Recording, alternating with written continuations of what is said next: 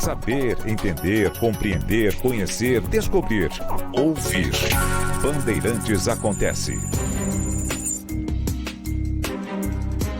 Aliás, a respeito do Lula e do Bolsonaro, ambos são vistos hoje pelo governo dos Estados Unidos como muito pouco engajados na agenda do governo Biden em relação ao confronto entre Rússia e Ucrânia, em relação à invasão do território ucraniano pelas forças russas. Eles acham que Lula e Bolsonaro, com todas as suas divergências óbvias, notórias, quase absolutas, mas não absolutas porque, por exemplo, nesse caso, a Casa Branca tem emitido sinais. E por que ela olha para os dois? Porque os dois são concorrentes na disputa presidencial brasileira. E o cenário apontado pelas pesquisas é de que é gigantesca a possibilidade de que um dos dois esteja no Palácio do Planalto em janeiro de 23. Pode ser um terceiro, sim, mas a possibilidade é grande. Então, o governo americano tem dado sinais de que considera que ambos são muito resistentes à posição dos Estados Unidos. Pois eu quero dizer que ambos fazem muito bem. Quando o Lula deu a entrevista lá à revista Time, que já não é a revista importante de antes, só que a Time foi por muito tempo uma espécie de publicação a serviço do Departamento de Estado e da CIA e também do Departamento de Defesa. Por muito tempo. Principalmente do Departamento de Estado e da CIA.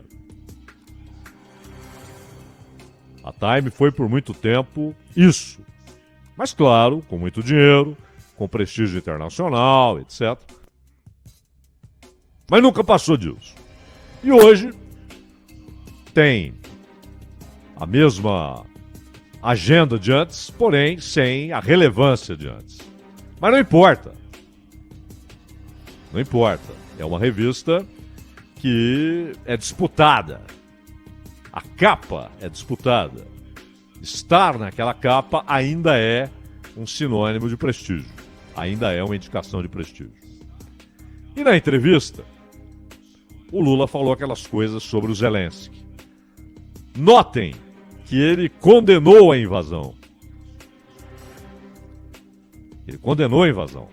Porém, disse que o Zelensky é um cara que contribui para que a guerra continue. E disse que na origem do problema estão Estados Unidos, as potências europeias ocidentais e a OTAN, que é a representação militar dessa aliança dos Estados Unidos com as potências europeias ocidentais. E aí tem o Canadá como sócio também, etc.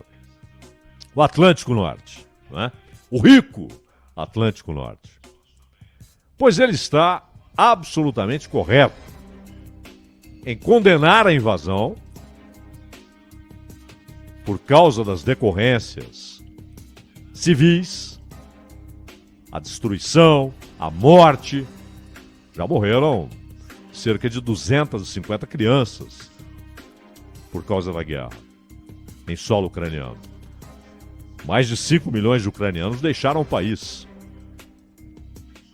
Infraestrutura devastada.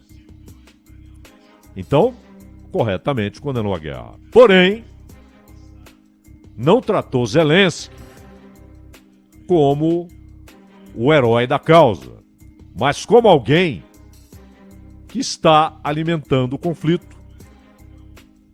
O Zelensky, ele teve opções ao longo da crise. Ele foi muito bem quando decidiu não embarcar no primeiro avião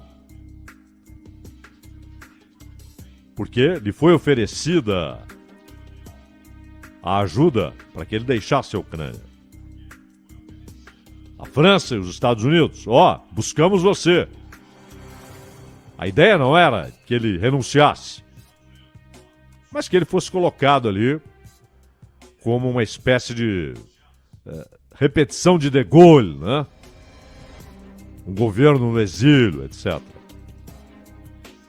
E ele corretamente falou, não, tenho de ficar. Ali ele teve uma outra opção. Essa decisão corajosa, heróica, de permanecer, deveria ter sido acompanhada de uma prioridade inegociável. Aquele Zelensky que antes da invasão dizia: Biden está jogando gasolina na fogueira. Não nos esquecemos. Isso está registrado. Zelensky disse: o Biden está alimentando a crise. Ele parece não querer uma saída negociada. Isso foi dito por Zelensky. Então, depois de dizer vou ficar, e corretamente disse vou ficar, ele deveria ter dito: a minha prioridade absoluta é a segurança do povo ucraniano. Eu preciso buscar um acordo. Ele deu sinais de que iria por esse caminho, mas de repente abandonou esse caminho. Foi inundado por um maremoto de armas e dinheiro que logo logo chegará a mais de 30 bilhões de dólares. 30 bilhões de dólares. 12 bilhões de dólares em armas. E, de certa forma, uma pressão interna das Forças Armadas da Ucrânia, de gente que viu grandes oportunidades. E aí o Zelensky passou a fazer o quê? Bom, em parte, ele não mudou, porque ele manteve a atitude de 2020, muito antes da concentração de soldados russos na fronteira, para atacar a imprensa de oposição, calar a imprensa de oposição. Hoje é proibido criticar o governo da Ucrânia, é proibido. Mas já era, no ano passado, difícil. Já havia perseguições, fechamento de canais, fechamento de publicações. E o Zelensky tornou-se, ao longo desses meses de guerra, 70 dias de guerra, mais de 2 meses de conflito militar, ele tornou-se um realizador dos planos que são elaborados, desenhados, engendrados, imaginados na Casa Branca, no Departamento de Estado e no Pentágono. Ah, mas e a Europa? A Europa tem se tornado ridícula, a Europa Ocidental. Ela perdeu sua relevância política, ela perdeu até relevância econômica, e como União Europeia, ela tem um potencial de relevância econômica excepcional, mas a irrelevância política atingiu até a relevância econômica. Scholz, o medíocre que sucedeu a Angela Merkel. Sem iniciativa, um sujeito que ouviu ali, ao lado dele, Biden dizendo: não vamos permitir o segundo gasoduto do acordo Rússia-Alemanha. Ele poderia até dizer: eu concordo, mas quem decide sou eu, quem decide é o povo alemão, quem decide é o governo alemão, não é o governo dos Estados Unidos. ficou calado. Boris Johnson tornou-se uma figura que roça o grotesco. Ele aproveitou-se dessa crise para escapar de um movimento que pedia sua renúncia ou até sua deposição, inclusive dentro do partido dele, Partido Conservador. Mas ele mergulhou, talvez, aquele sonho secreto de ser visto como o novo Winston Churchill, o que é irrealizável para Boris Johnson. E é irrealizável também para o Zelensky, porque veio Bush filho, ex-presidente, para referir-se a Zelensky como uma espécie de Churchill destes tempos. Patética comparação. Patética comparação. Churchill tinha a exata noção de soberania. A exata noção de que o governo inglês não poderia ser um mero seguidor das políticas da América do Norte ou de outras potências europeias. A crise manifestou naquele veterano, sim, já era velho, fez com que ele expressasse o que talvez ninguém conheceria, ninguém identificaria em Churchill, não fosse a guerra. Coragem, liderança, transparência, a capacidade de prometer aos ingleses, aos escoceses, aos galeses, sangue, suor e lágrimas, porque era a única coisa que poderia ser anunciada como inevitável. Então não tem cabimento comparar Zelensky, que tornou-se hoje um fantoche da política americana, com Winston Churchill. No dia da vitória, que os russos comemoram em 9 de maio, hoje, na verdade, a rendição se deu no dia 8 de maio, mas houve um acordo para que só fosse anunciada no dia seguinte, dia 9. Porém, alguns repórteres ocidentais tiveram diante de si a informação, ouviram de generais e de diplomatas que a rendição estava assinada e, portanto, anunciaram no dia 8. Não esperaram o dia 9. Mas houve o acordo de que o anúncio fosse feito dia 9 e a União Soviética decidiu respeitar esse acordo. E o que eles chamam lá, eles não chamam de Segunda Grande Guerra ou Segunda Guerra Mundial, eles chamam de Grande Guerra Patriótica.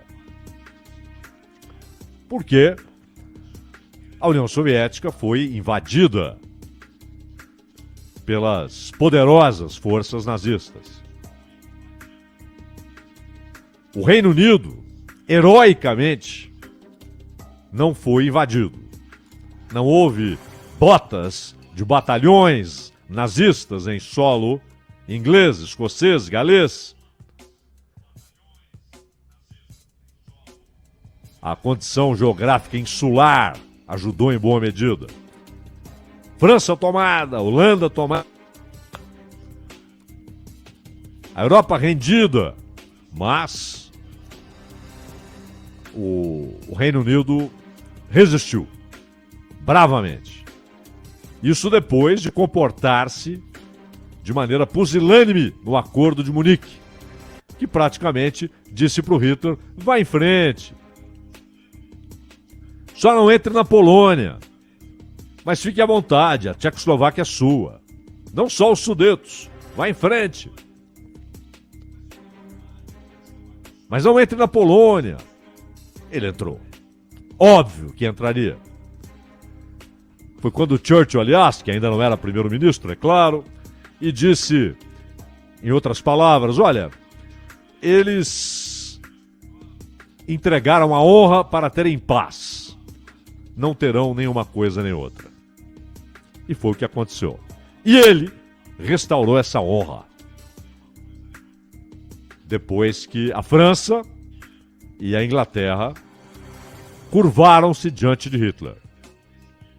Quando há o fim da guerra, na verdade, o fim da guerra na Europa, porque ela se estende até agosto, oficialmente setembro, com a rendição japonesa, que a guerra continuou sendo travada no Pacífico. O Japão não havia se rendido, e só o faz depois das 2 bombas atômicas, uma em Hiroshima, dia 6 de agosto, outro 3 dias depois em Nagasaki, dia 9 de agosto. Então, mas para os europeus, 8, 9 de maio, né, para alguns 8, para outros 9, é uma data de grande vitória. O pesadelo do canalha regime nazista estava vencido. Fora vencido. E o Stalin, que lá atrás fez o vergonhoso acordo Ribbentrop-Molotov, e com isso abocanhou uma parte da Polônia, os fanzocas de Stalin sempre defenderam a ideia de que ele estava apenas ganhando tempo para preparar-se para uma invasão inevitável. É uma versão. O fato é que a invasão aconteceu. E ela foi importante para a Inglaterra, porque aí o Hitler teve de deslocar um esforço gigantesco de combustível, de veículos, de tropas, de alimento para o leste. E perdeu capacidade de combate a oeste. Mas invadiu. Porque imaginou, eu terei as terras férteis da Ucrânia. Eu terei o petróleo do solo russo. Eu terei extensões gigantescas de terra do maior país do mundo. Sob meu império. Sob o comando do Terceiro Reich. E invadiu. E aí enfrentou o velho general Inverno, que já havia dado uma sova no gênio militar Napoleão Bonaparte, mas enfrentou também uma resistência extraordinária. Em alguns lugares, como em Stalingrado, casa por casa, esquina por esquina, telhado por telhado. Na Batalha dos Tanques, a maior batalha de tanques da história, numa planície, é óbvio, onde era possível uma batalha de tanques. Os tanques rápidos, de deslocamento veloz, com grande mobilidade e capacidade de adaptação ao terreno dos alemães, enfrentando aqueles tanques gigantescos, sem tanta tecnologia, dos soviéticos. E essas vitórias deram um estímulo moral aos soviéticos que foi decisivo. Mas também decisiva a figura de Stalin. Sim, são complexas as pessoas. Stalin, o assassino, o tirano, o paranoico, o que matou qualquer um que ele imaginava fosse uma sombra ou uma ameaça ao seu poder, devastou a velha guarda bolchevique e até por isso estava sem generais treinados na Primeira Guerra para enfrentar Hitler na Segunda Guerra. Um assassino, sem dúvida. E na Ucrânia, num nível até mais grave, porque aquilo configura um esforço de genocídio, matando de fome e por fuzilamento. Mas esse mesmo Stalin, quando os alemães avançam em direção a Moscou, e seus secretários, seus generais, o Estado-Maior, eles dizem para Stalin: saia daqui. É preciso garantir a sobrevivência do líder. Vá para o leste. O senhor entra num trem, siga em direção à Sibéria. Os alemães nunca chegarão lá, nem quererão ir para lá. Eles querem Moscou, querem Leningrado, que é São Petersburgo. E ele disse, não, ficarei. E esse ficarei fez muita gente que estava disposta a ir embora, a fugir para o leste, ficar. E transformou gente que tinha como inevitável a tomada de Moscou pelos alemães em gente disposta a defender cada esquina, cada prédio, cada praça, cada telhado. E essa decisão e a vitória militar, que deriva de todos esses fatores, o heroísmo do povo, o general inverno, as dificuldades logísticas que os alemães enfrentavam e uma resistência que não esperavam, tudo isso tornou Stalin um herói do dia da vitória. Tanto que depois o Exército Vermelho é que avança em direção à Alemanha e toma Berlim. E só para num acordo com os ocidentais. Tanto que depois Berlim é subdividida. Toda ela ficava na Alemanha Oriental, sob comando soviético. Mas a capital foi dividida. O lado oriental, o lado leste, com a União Soviética. O lado oeste, para ingleses, americanos e franceses. Mas toda ela dentro da Alemanha Oriental. E claro, nesse avanço, como alertara Churchill antes, Tchecoslováquia, Romênia, Bulgária, Polônia, metade da Alemanha, Hungria, todas foram para o controle da União Soviética. E lá na frente surge, em resposta à OTAN, o Pacto de Varsóvia. Né? Então, esse é um dia muito especial, porque é um dia de vitória sobre o canalha regime de Hitler. Um dia de vitória, de resistência, de coroamento da resistência ao avanço de uma máquina militar formidável. Porque, de fato, os alemães conseguiram estabelecer rapidamente, em poucos anos, uma capacidade militar, coisa de alemão, né? Só que a serviço do mais canalha e assassino dos regimes dos tempos modernos.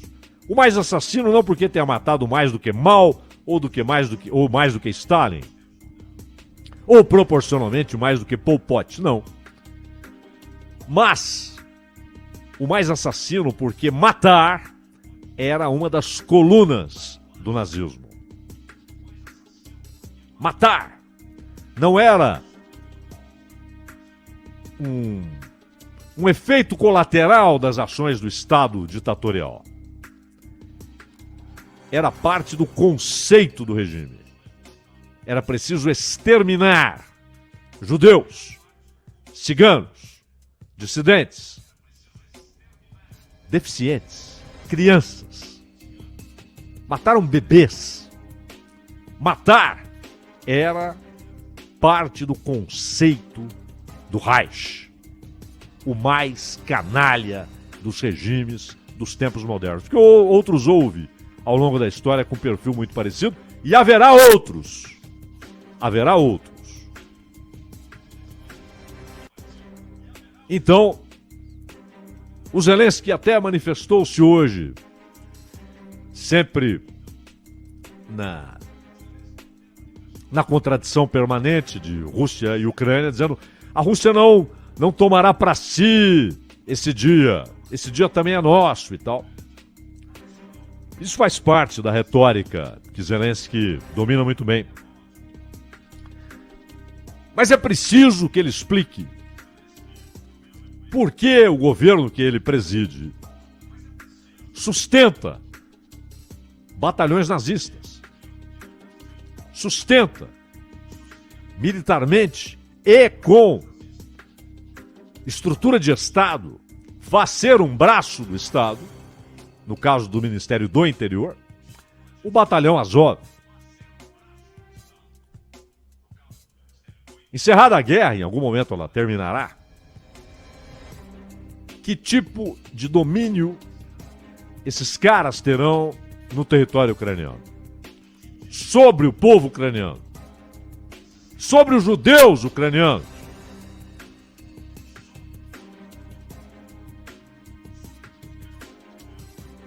Mais armados?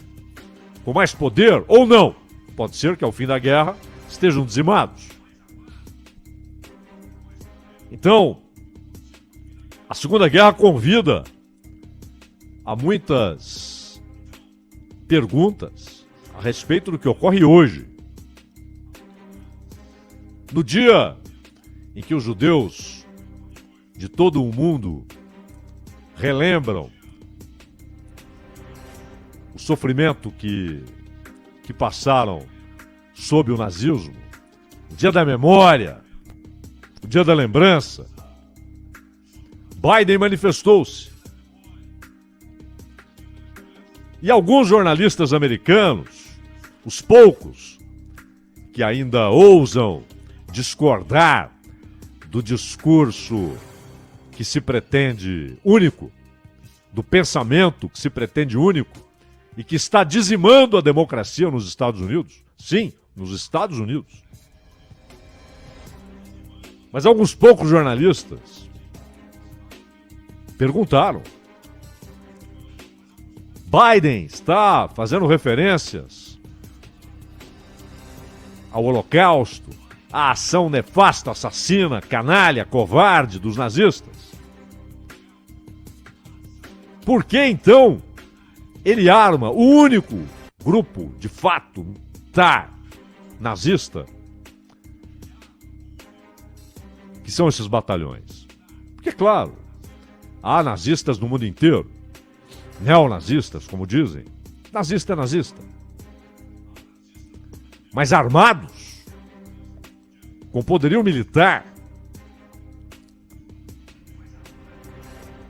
não há capacidade de identificar quem recebe as armas.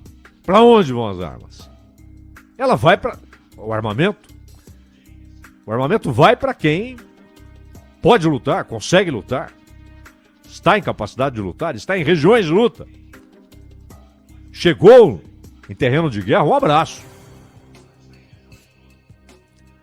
Então, o povo ucraniano, que é a vítima da ação de outro autocrata, que é Putin, um autocrata que não terá referências morais nas suas decisões, apenas referências pragmáticas, de interesse. E assim foi a decisão pela invasão. O povo ucraniano, que é vítima,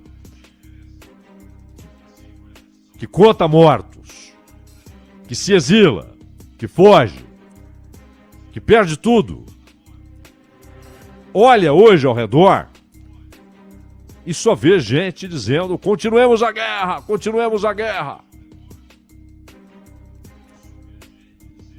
Inclusive Joe Biden.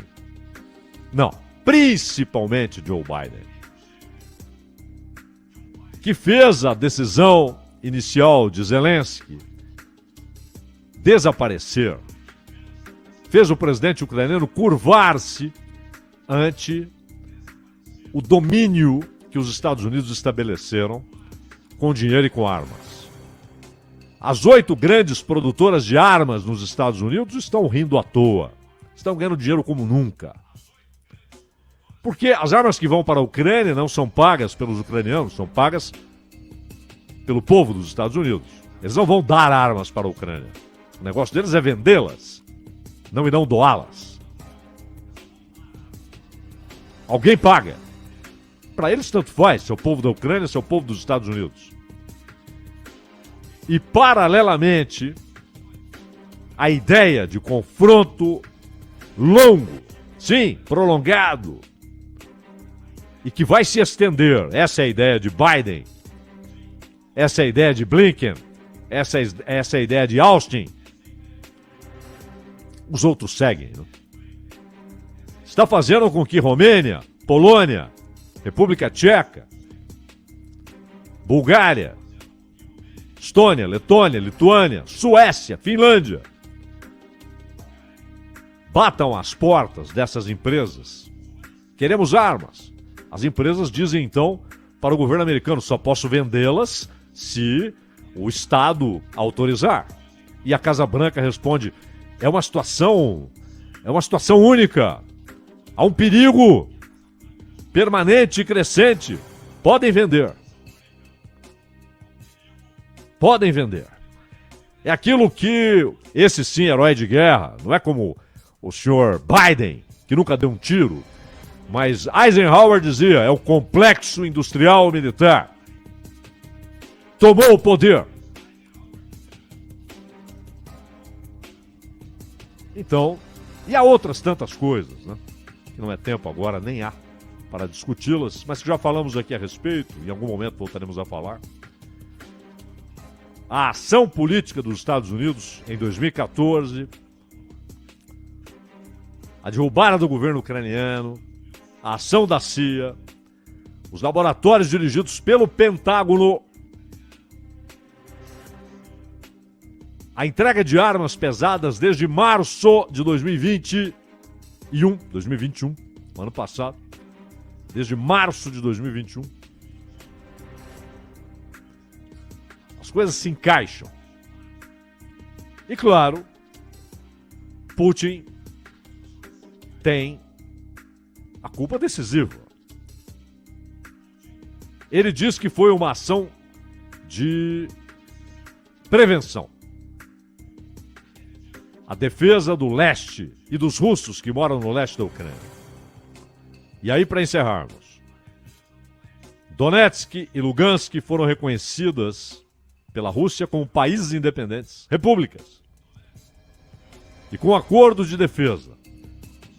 Hoje Zelensky disse que a Ucrânia vencerá a guerra e não perderá nem um pedaço de seu território, o que significa a intenção de retomar Lugansk e Donetsk.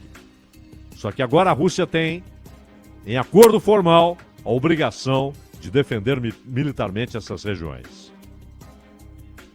Isso vai longe, isso vai muito longe. E os civis continuarão pagando a conta, muitas vezes com a própria vida. Ronald. 3 minutos para as 4 horas da tarde. Este é o Bandeirantes Acontece. Já estará disponível para você no site da Rádio Bandeirantes, radiobandeirantes.com.br, o podcast Entendendo a Notícia, também, claro, nos principais agregadores de podcast.